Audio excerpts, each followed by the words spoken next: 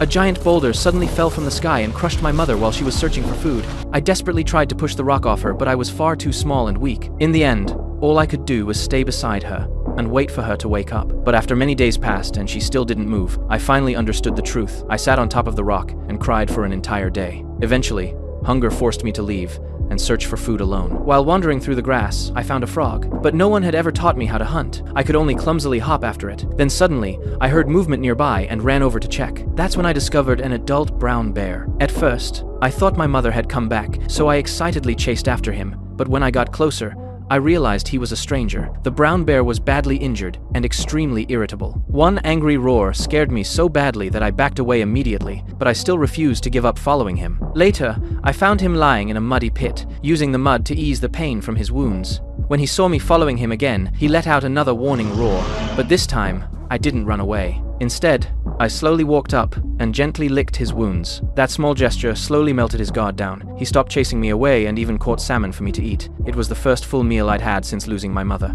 From that day on, the brown bear took me with him everywhere and made sure I never went hungry again. But the peaceful days didn't last long. The hunters who had once injured the brown bear returned to the forest with their hunting dogs. One day, while we were drinking by the river, the brown bear suddenly sensed danger and immediately led me away. Soon, we were trapped near a steep cliff that I couldn't climb. Even with the hunting dogs getting closer, he still turned back to save me. The brown bear hid me inside a cave while he guarded the entrance alone, pushing rocks down to stop the dogs from getting closer, but there were too many of them. I watched in terror as the dogs bit into him again and again, leaving his body covered in wounds. Soon, the hunters arrived and raised their rifles at him. Fortunately, the brown bear managed to break free from the dogs and escape. Thinking the danger was over, I foolishly ran out from hiding to search for him, only to be discovered by the hunters instead.